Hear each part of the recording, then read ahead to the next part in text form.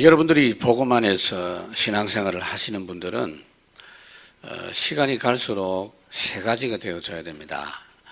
갈수록 쉽고 확실하고 행복해야 됩니다. 그게 진짜 복음 가진 사람의 신앙생활의 특징입니다. 신앙생활이 그렇게 되면 다른 부분도 따라서 그렇게 됩니다. 확실하고 쉽고 그리고 행복하고 이것의 반대쪽으로 되는 분들은 고민을 하셔야 돼요. 신앙생활은 절대 그렇지 않습니다. 환경이 아무리 어려워도 그렇게 되게 돼 있어요. 복음이 내 안에, 예수 생명이 내 속에, 또 그리스도께서 능력을 함께하는 사람은 틀림없이 그렇고, 그런 성도들이 모인 교회는 분명히 그렇습니다. 아까 집중신학원에 행정을 맡은 서수복 장모님 와가지고 오리엔테이션 하는 이야기를 들으면서 저는 약간 좀 불만이 있었거든요. 우리 교인들을 보고 영접이 되냐 이런 거 물어보고, 또 그래서 우리 교회를 너무 모르는구나. 그래서 밥 먹으면서 이야기했어요. 그런 이야기는 우리 교회에서 하지 마라. 우리 교회가 잘났단 말은 아닌데, 나는 당신들 앞에 나타나가지고 저분 이런 자랑하고 그렇지 하지 않지 않나. 누가 그랬는데 돈 1,000만 원을 가지고 오고, 그런 수준은 아니지. 뭘 그런 이야기 우리 교회 와서 하냐. 근데 그런 이야기 했어요. 우리 교회도 전도 많이 된다. 전도 되는 사람 손들어봐라 하니까 여러분들이 그런 거 안 하는 습관이 돼가지고, 우리는 상당히 좀 수준이 있는 교회거든요. 그런 거 손들고 이런 거 안 하는 습관이 아니고 손들으라고 하니까 좀 당황이 되는 것 같아요. 문화가, 우리 교회 문화는. 그래서 앞으로 좀 조심해라 내가 그랬는데, 전도가 아니죠. 전도가 아니고, 제가 요즘 뭘 느끼는가 하면은 성경대로입니다. 하나님이 보내시는 사람이 오는 교회다. 주께서 구원받는 사람을 더하여 주시니라.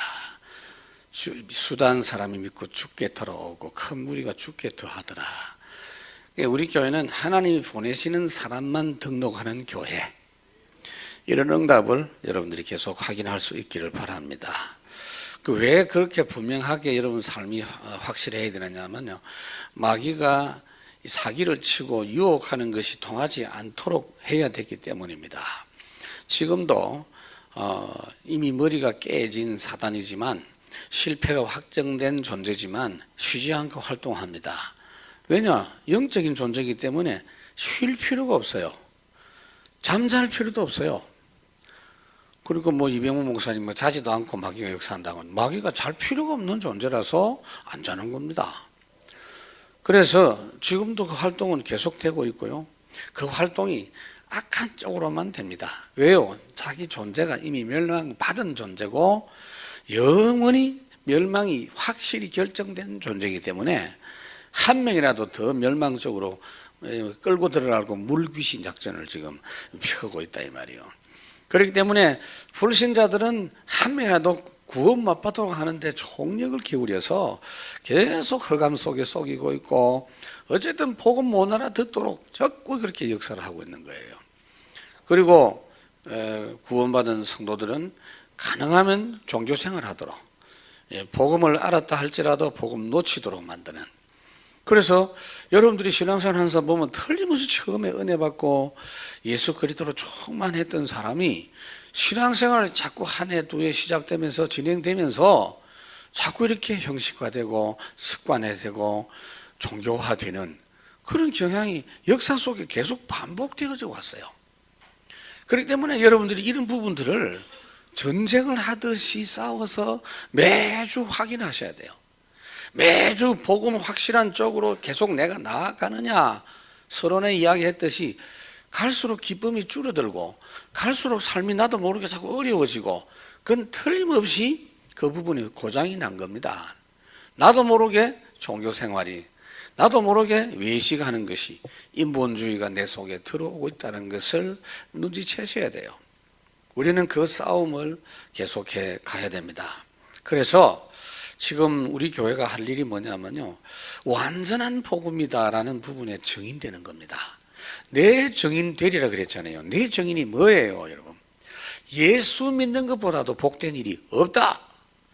예수 그리스도 붙잡은 교회보다 강한 세력이 없다. 여러분들은 염려할 필요가 전혀 없다. 최고 하나님의 축복은 여기에 있다. 이런 부분에 증인이 되도록 하나님 우리를 인도하고 계심을 잊지 마시기를 바랍니다. 그래서 유일성이라는 건요, 아이고 그래 내가 유일성을 놓쳤네 또 붙잡자, 그거 아니에요. 확실한 그리스도의 역사가 우리에게 계속 체험되니까 유일성 전쟁에 대해서 갈등할 필요가 없는 거예요. 타의 추종을 불허해. 경쟁 상대가 안 돼. 내 삶에서 그걸 체험해야 돼요. 그래서 저는 내가 담임 목사고 여러분들에게 할 말이 있어도요, 가능하면 안 하는 이유가 뭔지 아세요? 다른 거 신경 쓰지 말고. 왜 내가 여러분들에게 이야기 안 하는지, 내가 하고 싶은 이야기가 있기는 있죠. 뭐냐면은 지금 좀 더 잘해라, 좀 더 언약 붙잡고 좀 확실해라, 이런 이야기를 하고 싶은데도요 안 하는 이유가 뭔지 아세요? 사람을 자꾸 의식할까 싶어서. 여러분들이 모든 거 다 제쳐놓고 시간이 갈수록 복음안에 계속 들어가세요. 그냥 막 뿌리를 깊이 내리는 거기만 신경 쓰시기 바랍니다. 그 부분이 동력이 떨어지면 절대로 안 되거든요. 안 그렇습니까? 지금 복음 뿌리 내리지 않는 상태에서 헌신, 그건요 별 가치가 없어요. 그러니까 진짜 여러분들이 복음 경제의 축복을 다 받으면서 이제 여유 있고 넉넉하고 힘있게 응답을 받고 사역을 해야 됩니다. 다음번 우리가 건축을 할 때는 어떻게 해야 되느냐, 진짜 성경에 있는 그대로 응답받아야 돼요.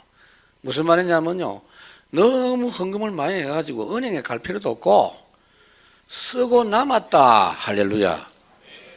여러분들은 지금 그 마음이 성경대로, 나는 성경대로 응답을 지금 분명히 받는다고 확신하거든요. 그게 왜 그렇게 가능하냐? 여러분들이 복음 경제 회복을 해야 돼요. 그래서 4월 27일부터는 한 주간 빛의 경제 회복을 위한 기도회 할 거니까 그 1차입니다. 2차는 또 5월 달에 할 거고요. 제가 보고 가능하면 한 달에 한 번씩 하려고 합니다.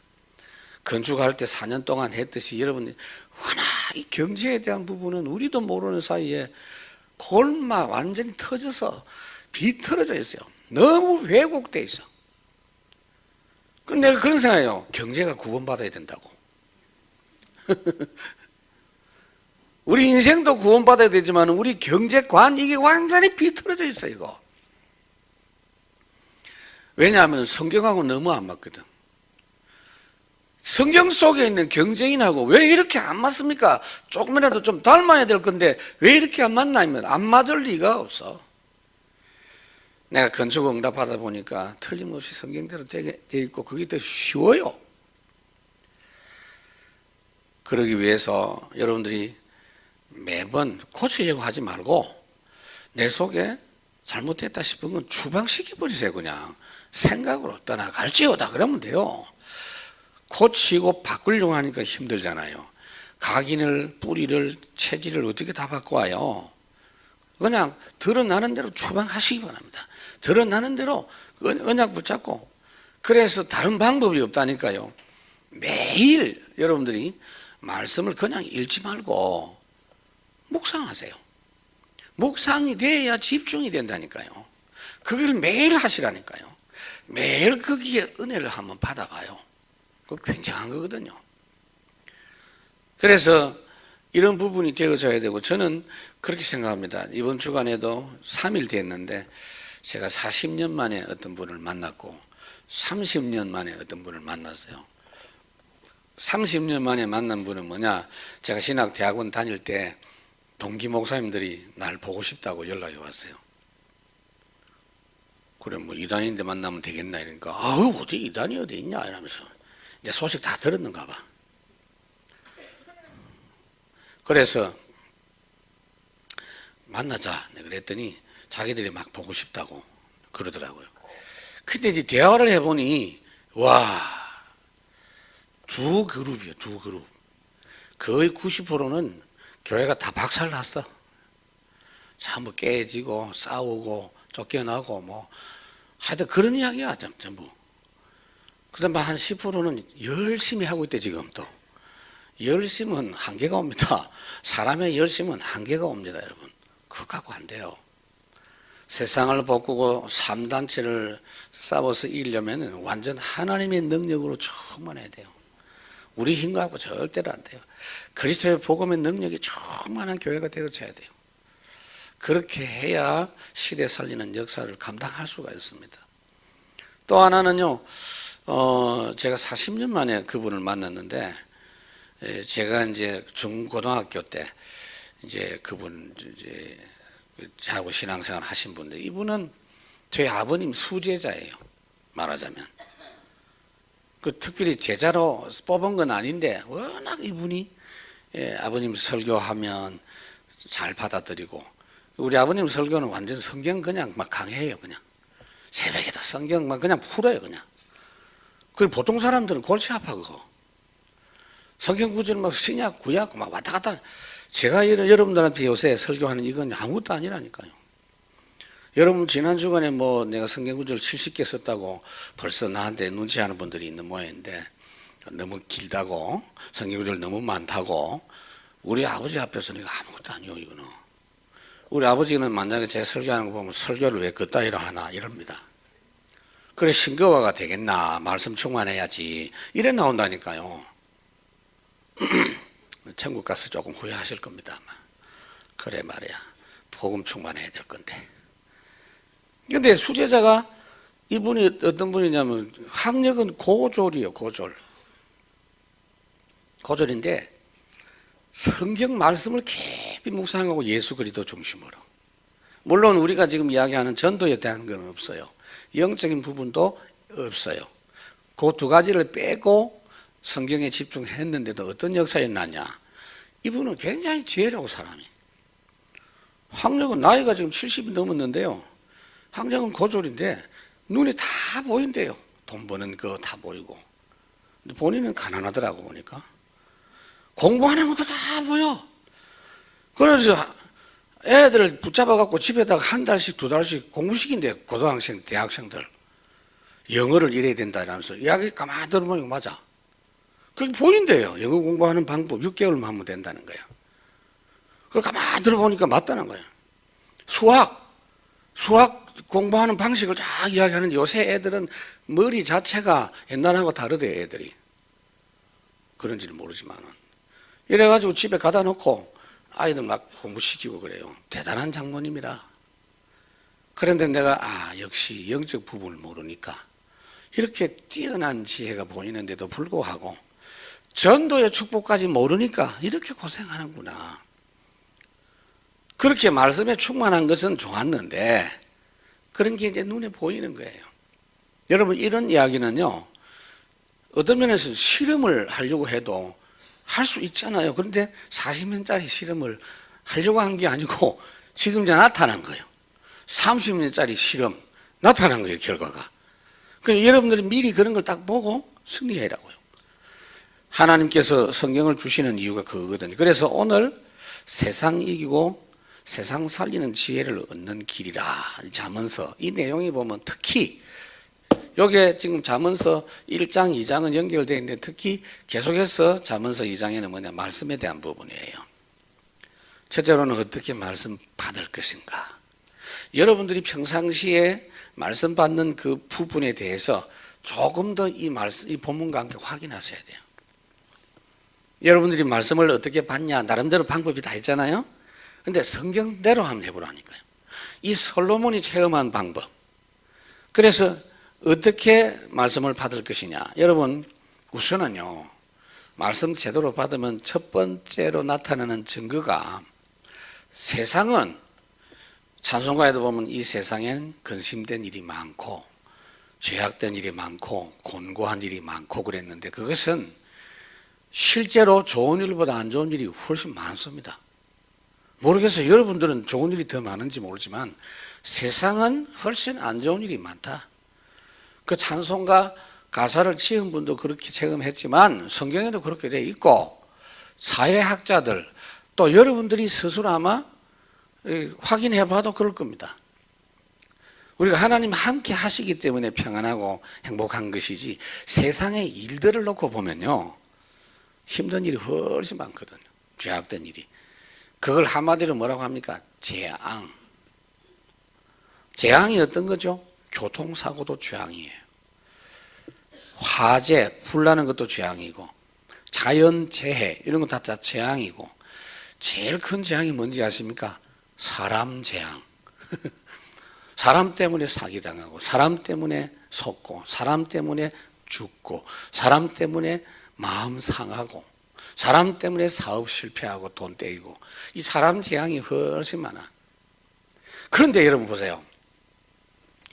이 말씀에 집중하는 자는 이 재앙을 이긴다는 이야기예요. 그게 오늘 본문에 잘 나타나 있어요.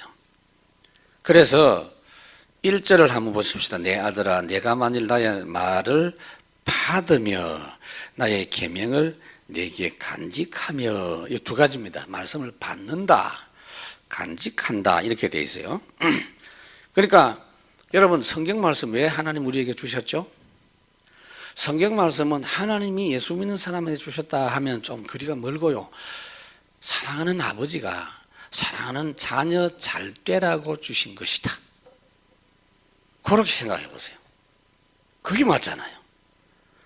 사랑하는 자녀가 잘 되라고 주신 말씀이기 때문에 간직해야 돼요. 성경을 꼭 남의 이야기처럼 성경 읽으면 좋다 하되 나는 성경 읽으면 잠이 오기 때문에 잠자기 위해서 읽는데 심지어 이런 사람도 있어. 레위기 읽으면 잠 온다 이러면서.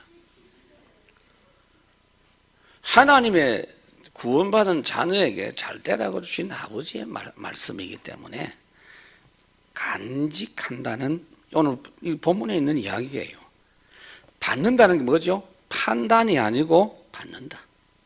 사도행전 2장에 저희가 사도의 가르침을 받아. 여러분 하나님의 말씀을 왜 받아야 됩니까? 절대 여러분 예배 드리는 이 부분에 있어서는 교회에서 하나님 말씀 앞에서는요 이상한 세상적인 그런 풍조 들어오면 안 됩니다. 그래서 성경이라고 나는 성서라는 말을 안 쓰잖아요. 성서라는 말부터 나는 안 써요. 왜냐? 책이라 책. 거룩한 책이 아니에요. 이건 하나님의 살아있는 말씀이라. 저는 그거 지금도 나는 동의하거든요.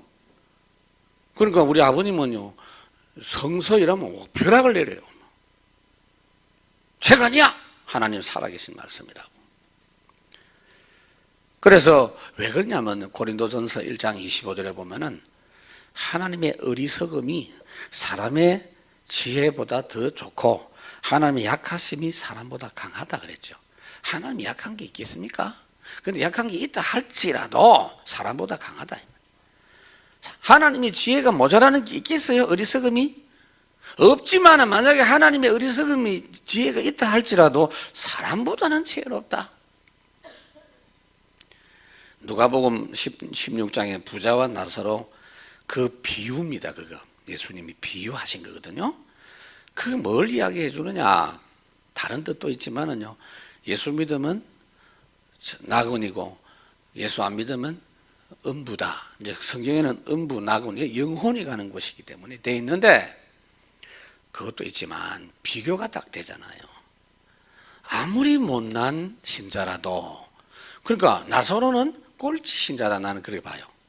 아무리 비참하는 이 땅에서 전도했다는 말도 없고 그냥 가는 뱅이로 남한테 얻어먹고 살다가 예수 하나 믿고 죽었는데 그게 최꼴찌 신자거든요. 그러면 영접하고 바로 죽든지 그거주로 만나고 오래 살았어? 그게 이제 그만큼 복음에 대한 비밀이 없었다는 이야기죠. 그러나 예수님의 비유하자는 것은 꼴찌 신자라도 최고 성공한 불신자보다 낫다는 이야기예요. 하나님의 어리석음보다 사람의 지혜가 못하다. 사람보다는 훨씬 지혜롭다. 그러니까 말씀을 여러분들이 언제든지 받을 때 그런 자세로 해야 돼요. 그런 자세를 좀 여러분도 모르게 예배 때 그냥 편안하게 앉아서 있는 이런 부분이 있다면 지금부터 한번 고쳐보실랍니까? 한번 고쳐보십시다. 저는 그렇게 보거든요. 아니 우리가 이 복음이 확실한데 뭐 대단한 일을 또 해야 되는 거 아니잖아요. 나는 그래서 오늘도 과연 이 훈련을 이렇게 꼭 해야 되나? 훈련이 나쁘단 말이 아니에요. 이걸 막바로 다 적용하면 되는데 왜요? 실제 적용은 예배 때 제일 많이 해야 돼요. 예배 때. 예배 때 제대로 안 하고 바깥에서 호흡 많이 하면 뭐합니까? 안 그래요? 예배 때 제일 중요한 게 말씀 받는 자세. 여러분, 우리가 몸 자세가 굉장히 중요하거든요. 하나님은 뭐 이 영이시기 때문에 내가 누워서 기도해 들으실 것이다. 비몽사몽 비몽사몽 할렐루야 아멘. 그거하고 딱 일어나가지고 앉아서 그 벌써 육신 가진 존재라서 예수님께서도 모범 보여주셨잖아요. 한적한 곳에 기도 집중할 수 있는 곳에 다른 사람 신경 안 써도 되는 곳에 새벽 오히려 미명에 항상 따로 기도하는 장소. 그렇다면 여러분들이 하나님께 기도할 때도 우리가 육신 가진 존재라는 걸 인정하고 딱 마음을 다잡아 육신적인 것도 딱 단정하게 해서 하나님께 서는 거하고 차이가 나요.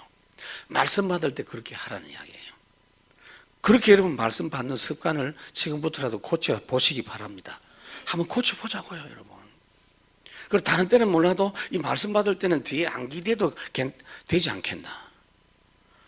지금 기댄 분 이미 기댄 거를 또 때라 소리는 하기는 곤란하고 한번 해볼 필요가 있다 싶어요. 이거는 지나친 게 아니라 나는 처음에 여러분 제가 어릴 때는 이런 의자가 어디 있어요? 전부 마룻바닥에 앉아가지고 그것도 남반여반 딱 갈라놓고 근데 의자가 도입되면서 남반여반 섞이는 그 첫날에 내가 지금도 기분이 묘하더라니까. 남자 여자 섞여서 앉는 그게. 그러면서 우리는 어느덧 앉아가지고 설교를 경청하는 그런 위치가 돼버렸고 또 목사가 설교 괜찮네 뭐 이런 식으로 이제 흘러가는 이 보통 문제가 아니라. 여러분 제가 이야기를 해드릴게요. 왜냐하면 아담 하와가 왜 실패했죠? 아담 하와는 지금 우리하고는 달라요. 창세기 3장 문제로 에덴 동산에서 쫓겨난 우리하고는 다르단 말이에요. 범죄하기 전 아담 하와가 어째서 실패했는지 아십니까?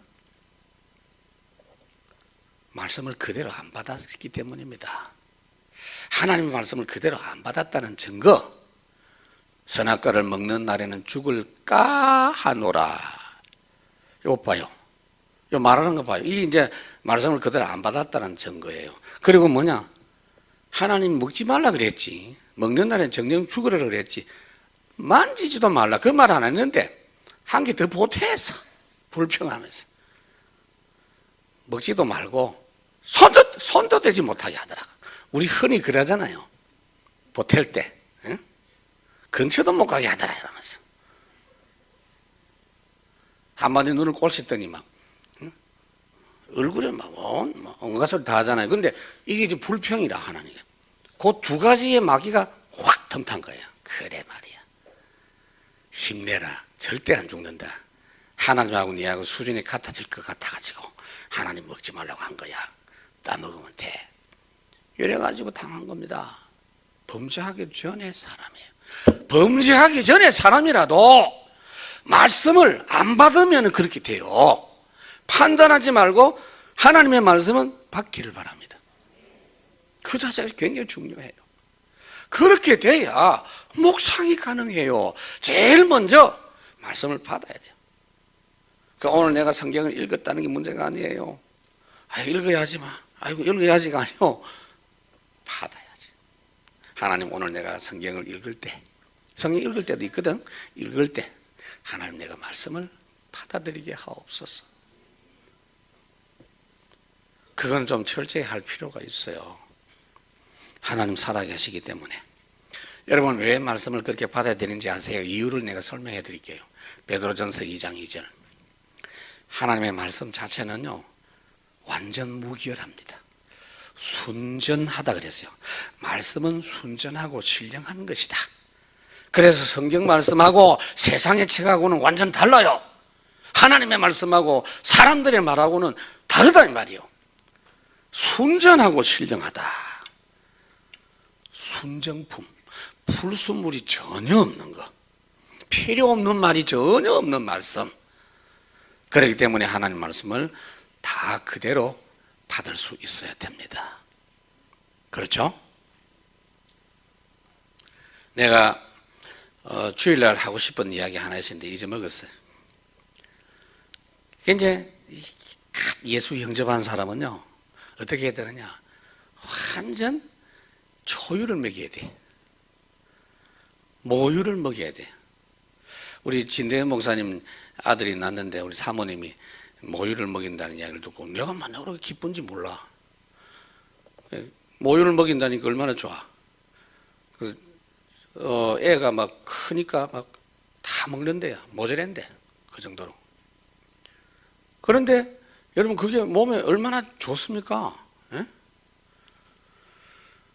우리 막내는 4살 때까지 먹었거든요. 그건 너무 많이 먹은 것 같아. 근데 그 적당히 먹어야 되는데 어쨌든 뛰어다니면서도 오다가 뭐 저 빨고 그랬거든요. 우리 엄마 막내니까.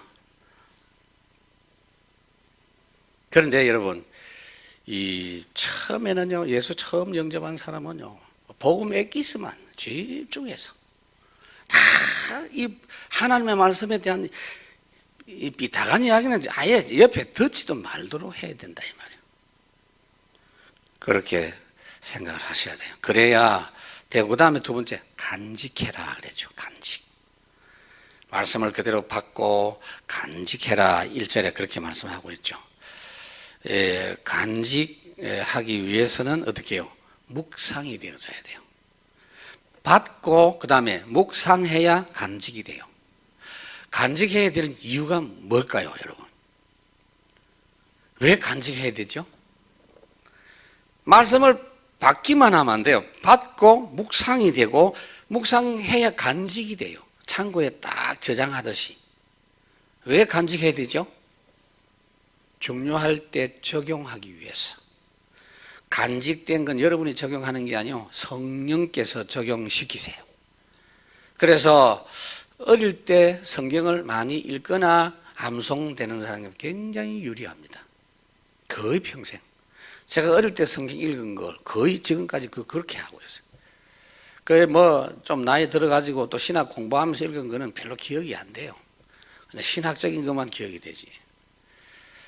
두 번째로 2절에 내 귀를 지혜에 기울이며 내 마음을 명철에 두며 그랬죠.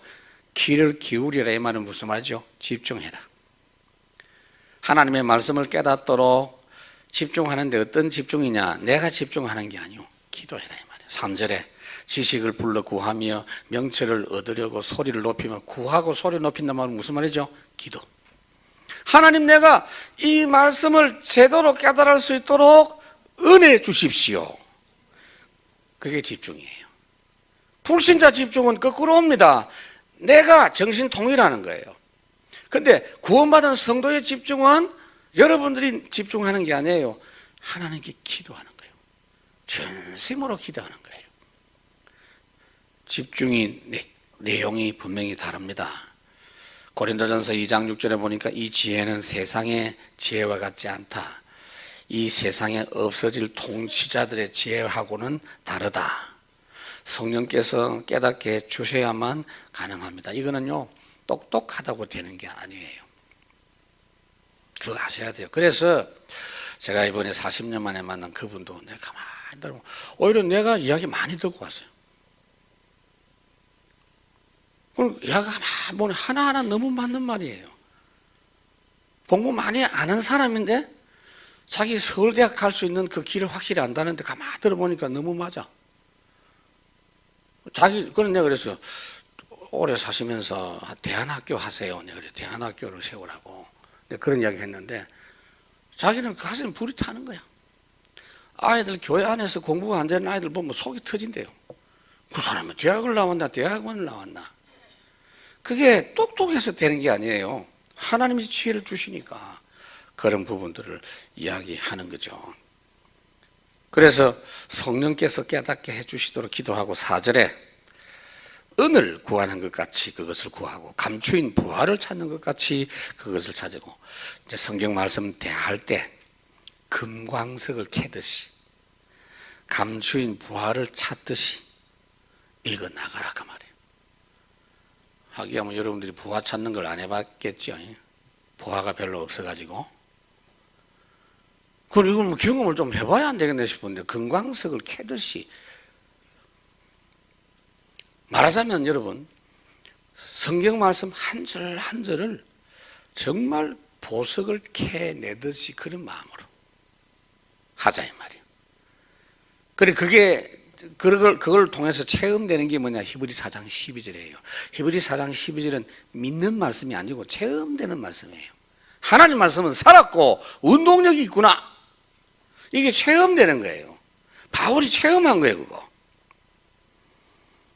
그렇게 되면 어떻게 되죠? 하나님을 경외하는 마음이 거기서 생겨진다 그 말이에요. 하나님이 살아계심이 너무 존경스럽고 너무 감사하고, 경외라는 말은요 여러 가지가 포함된 단어거든요. 존경한다는 뜻만 갖고 안 돼요. 사랑한다는 말만 갖고 안 돼요. 일종의 두려운 마음도 있을 뿐 아니라 100% 사랑하고 존경하고 순종하는 것까지 다 포함되어 있어요. 그러니까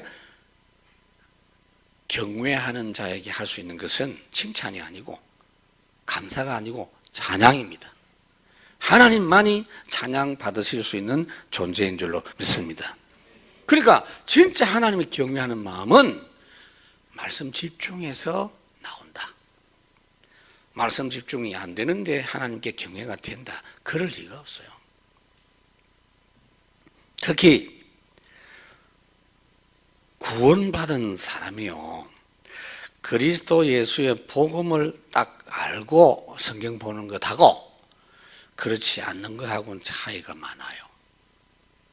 똑같은 성경인데 말하자면 종교적인 관점으로 성경을 보면 뭐냐?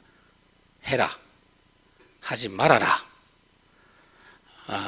이것도 해라, 저것도 해라, 주로 그런 말로 보여집니다.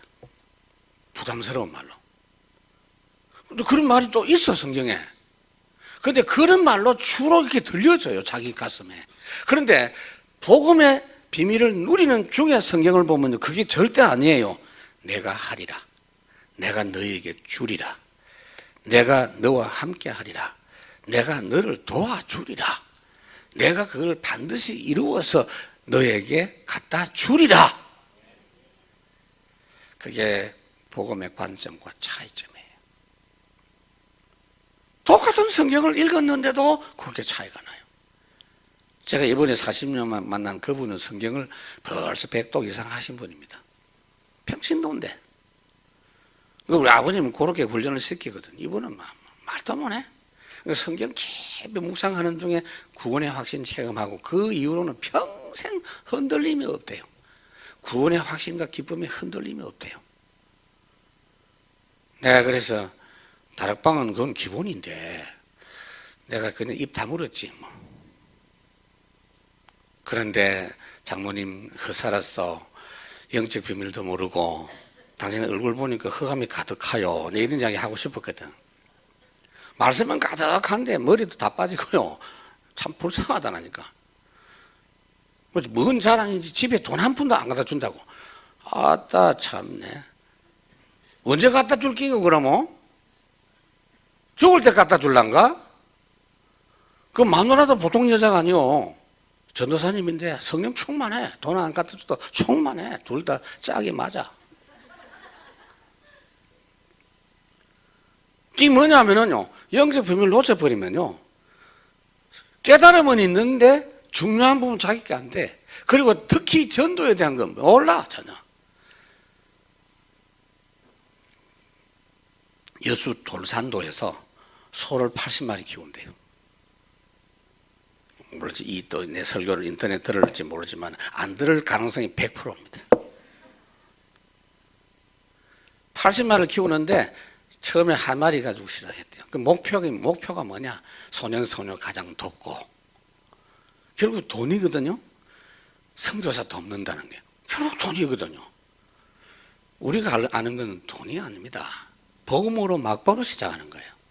막바로 사람을 만나고 막바로 선교 현장에서 복음을 전하면 돈은 살아나요. 경제는 따라와요. 원리가 다릅니다. 그러나 참 이번에 내가 생각이 참 많아서 그렇구나.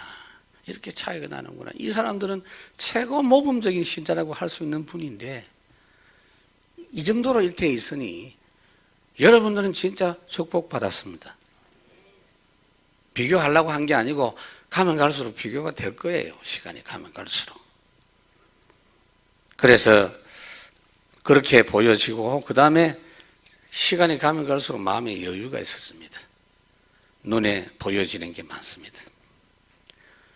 염려하지 않고 하나님을 의지하는 것이 가능하고요.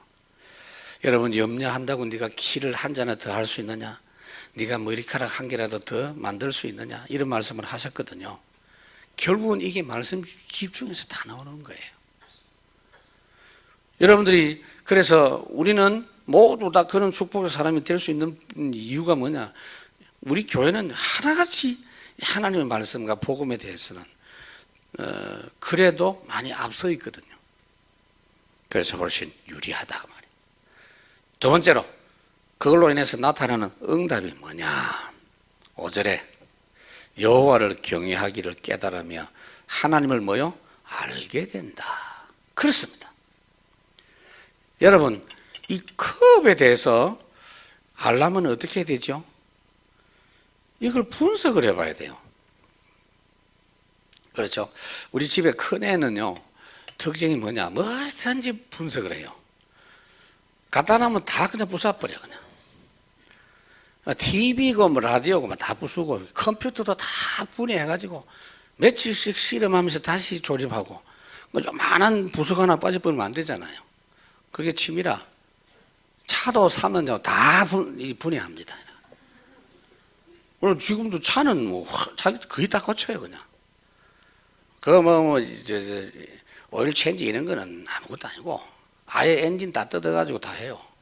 그런데 컵에 대해서도 여러분들이 알려면 어떻게 되지? 이 분석을 해야 돼요.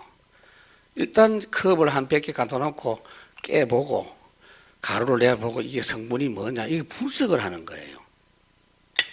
물건은 그렇게 해야 되지만 인격체는 어떻게 해야 됩니까? 인격체는 어떻게 해야 돼요? 무슨 일본 놈들처럼 무슨 생체 실험을 해봐야 됩니까? 사람을 죽이면 그 당장 죄가 되는데 어떻게 죽여요? 100명씩 죽여봐야 돼요? 아니요. 교제해서 합니다. 교제. 인격체는 교제해서 하는데 하나님의 말씀은 뭐죠? 하나님의 마음이 하나님의 자신을 계시하는 것이 성경에 다 있어요. 자신을 말씀에 다 계시하고 있어요. 그렇기 때문에 말씀 집중하고 말씀과 교제하는 중에 하나님을 알게 되는 줄로 믿습니다. 뭔 하나님을 알아요? 성품. 그러니까 말씀을 통해서 하나님의 성품을 이해한 사람이 성경에 뭐라고 했죠? 하나님은 사랑이시다. 하나님은 자비가 많으시다.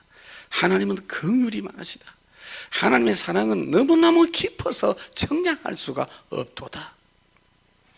그걸 느낍니다. 그분의 인품을 느끼는 거예요. 그게 느껴져야 하나님을 신뢰할 수 있죠. 그렇잖아요. 그런 부분에 깊이가 없는 사람들은 입만 갖고 그냥 기도하는 것밖에 안 되는 거예요. 그런 축복이 말씀 집중 속에서 여러분들에게 회복되어지기를 바랍니다. 그러니까 우리가 기도할 때 어떻게 해야 되겠습니까? 하나님께 달라고 하는 기도보다는 하나님은 더 잘 알게 하옵소서. 내가 하나님 더 깊이 알고 체험하게 하옵소서. 그게 여러분들의 자산입니다. 그 비밀 가지고 이 땅에 살아가야 돼요.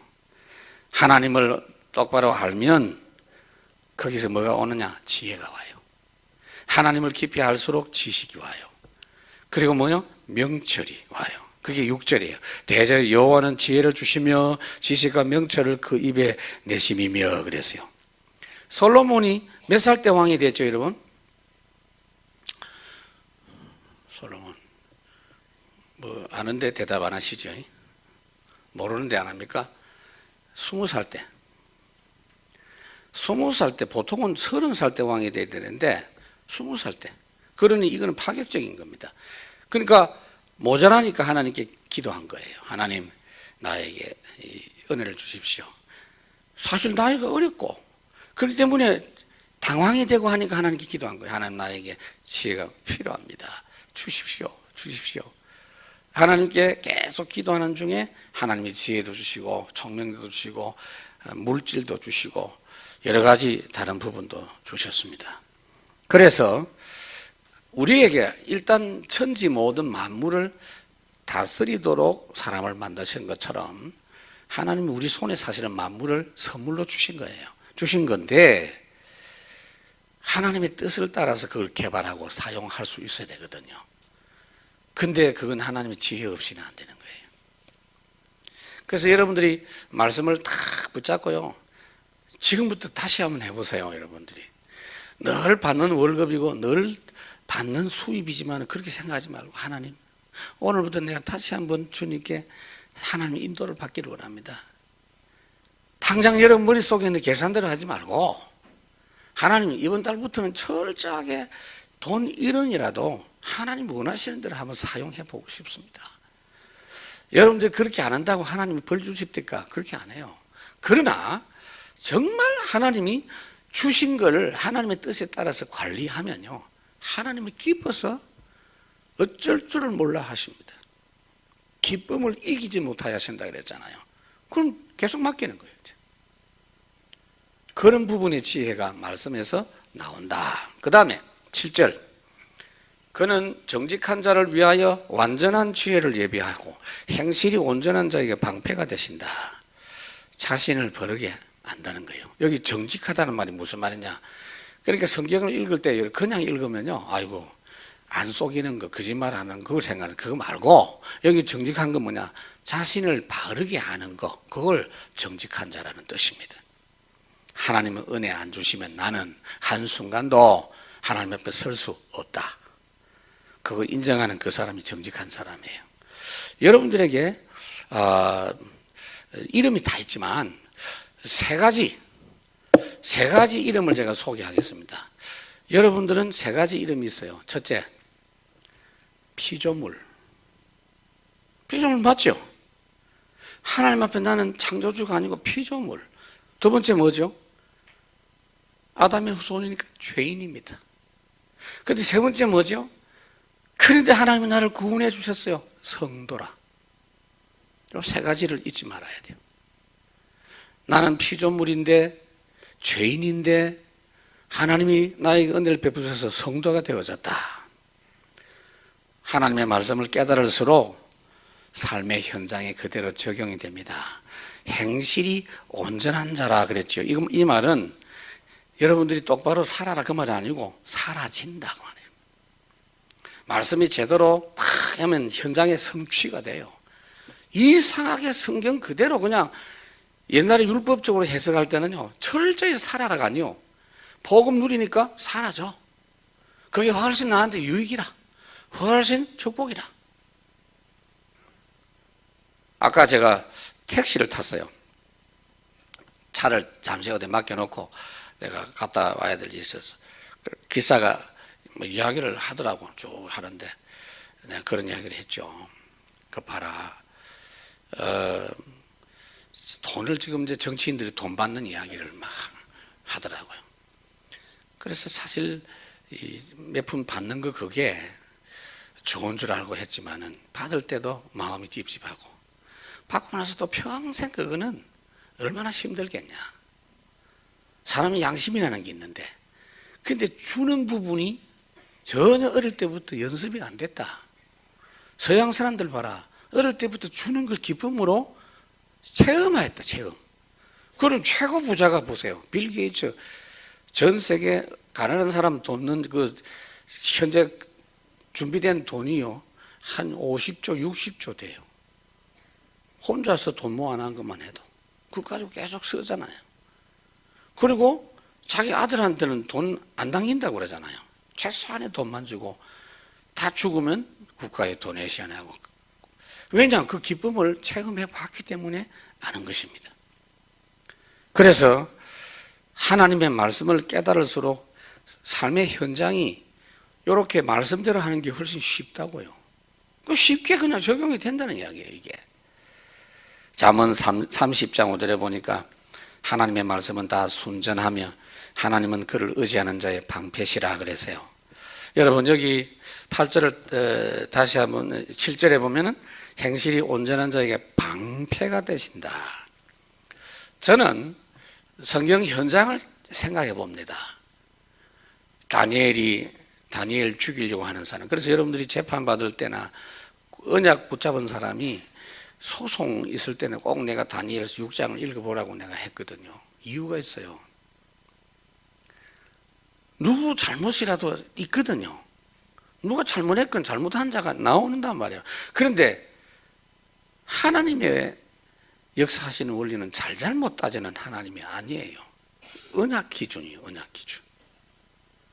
언약 가진 자가 비록 부족한 것이 있고 잘못이 있어도 하나님은 언약 가진 자 쪽에 손을 들어주세요. 또 이 말을 또 악용하지 마시기 바랍니다.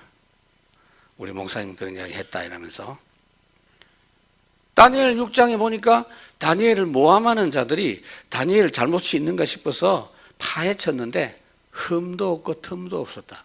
120명이 조사를 했어요. 그것도 조사원이 아니에요. 공정한 조사원이 아니고 다니엘 죽이려고 원수들이. 과연 흠이나 틈이 없었을까요? 다니엘은 완벽했을까? 성경에 그렇게 안 되어 있어요. 의인은 없나니 하나도 없다. 모자라는 구석은 분명히 나오게 돼 있어. 털면 나오게 돼 있어. 그런데 하나님이 지켰어요. 하나님이 보호해 주셨어요. 저는 성경을 읽을 때 그런 장면들을 봅니다. 자 보세요. 다윗이 수금을 연주하면서 사울왕 옆에서 연주를 했어요. 사울왕 연주하니까 사울왕 머리가 상쾌해지고 악신이 떠나가니까 계속 연주를 했는데 이게 어찌된 판인지 사람들이 다윗을 더 칭찬하니까 질투하는 마음이 여러분 심해지면요. 구원받은 자라도 질투하는 마음이 심해지면 귀신이 들어가요. 미워하는 마음이 죽이고 싶은 마음하고 바로 연결되거든. 그러니까 사울이 다윗에게 창을 던졌자 그랬어요. 그런데 성경이 어떻게 됐냐? 다윗이 피했다 이래 됐어요. 그게 말이 됩니까 여러분?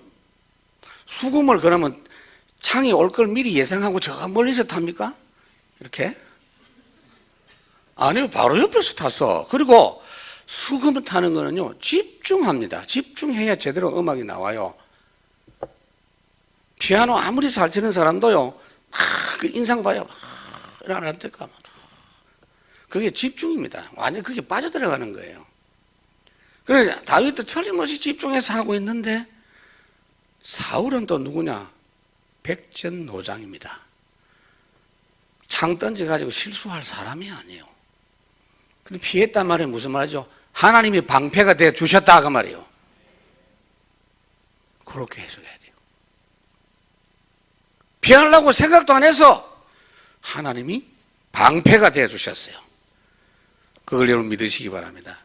하나님, 내가 이번에 이 하다 보니까 내가 실수가 있었고 이 재판이 붙었는데 어떻게 하죠?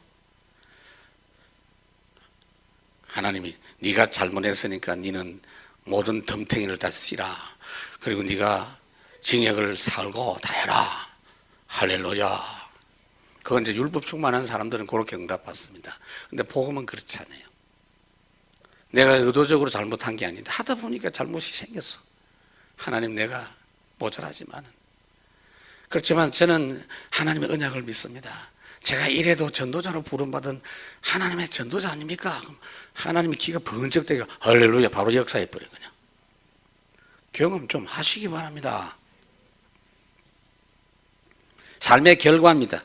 8절에 대저 그는 정의의 길을 보호하시며 대저 그의 성도들의 길을 보전하려고 하심이니라. 온전한 길로 실족하지 않도록 보호해 주신다.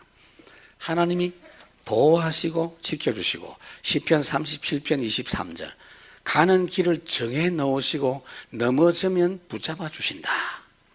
그리고 9절에 그런즉 내가 공의와 정의와 정직 곧 모든 선한 길을 깨달을 것이라. 진리대로 사는 것이 얼마나 중요한지를 알게 된다고 말이에요. 이 말을 글자 그대로 해석하면요, 절대 바르게 살아라. 그러니까 복음 모르는 사람은요, 그냥 윤리적으로만 해석한다니까. 그게 아니고 언약 붙잡고 사는 것이 얼마나 복되고 중요한지를 시간이 가면 갈수록 안다 이 말이에요. 예수 믿기를 너무 잘했구나. 처음에도 깨닫지만 세월이 지날수록 더 확실히 깨닫는다 이 말이에요. 그리고 여러분 보세요. 말씀에 집중하고 하다 보면 어떤 응답이 오느냐.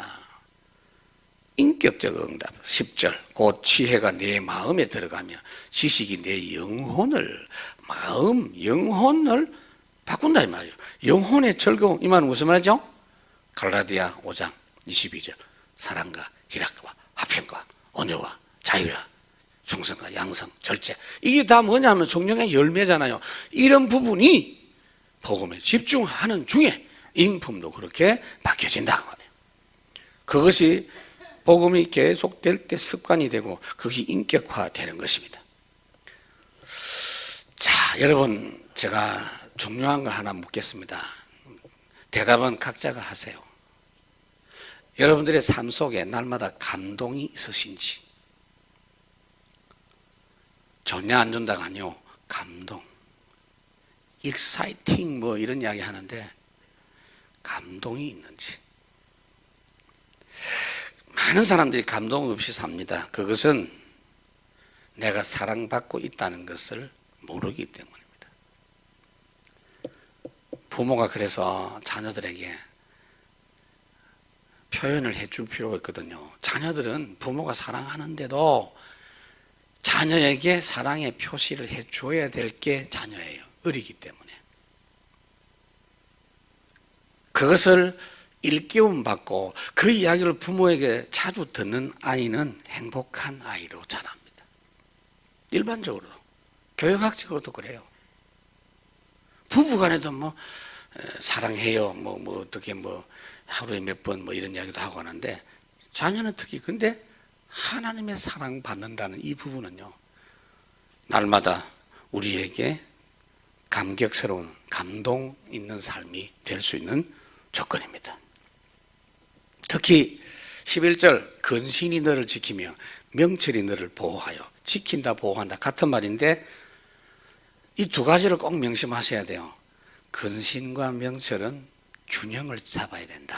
명철만 있으면 안 되고 근신도 있어야 된다. 그러니까 여러분들이 절제할 부분과 적극적으로 선택하고 움직여야 될 부분이 균형을 이룬다는 이야기예요. 삶 속에서. 어떤 사람이? 복음에 집중하는 사람이. 12절 악한 자의 길과 패역을 말하는 자에게서 건져내리라. 결국은 승리한다. 왜요? 이 세상에는 악한 자가 항상 있거든요. 항상 있기 때문에 이 말씀은 굉장히 중요합니다. 이런 부분들을 붙잡고 여러분, 자, 오늘 이 잠언을 읽어보니 여러분들이 평상시에 말씀에 집중하고 은혜 받고 했던 것이 좀 정리가 되지 않아요? 그리고 그런 시간 속에서 놓쳤던 부분들을 우리가 이렇게 찾아낼 수 있어요. 이 말씀을 여러분들이 꼭 붙잡고 말씀 묵상과 말씀 집중의 사람으로 더욱더 확실하게 승리하는 사람 되시기를 주의 이름으로 축원합니다. 오늘 주신 말씀 붙잡고 우리 시간에 합심해서 간절하게 기도합시다. 하나님 아버지 감사합니다. 은혜를 베풀어 주시옵소서. 우리에게 정말로 이 솔로몬의 교훈처럼 복음 집중에 대한 축복이 계속 누려질 수 있도록 주께서 은혜를 베풀어 주옵시고 승리하는 삶이 될 수 있도록 역사해 주시옵기를 진심으로 간절히 원하옵고 바라옵나이다. 살아계신 내 아버지 하나님 함께 하시고 오늘 주님께서 우리에게 주신 귀한 교훈의 말씀이 복음에 집중해 귀한 삶을 살아갈 수 있는 큰 능력이 되고 증거가 되고 힘이 될 수 있도록 주여 함께 하시고 오늘 이 순간부터 우리를 도우시고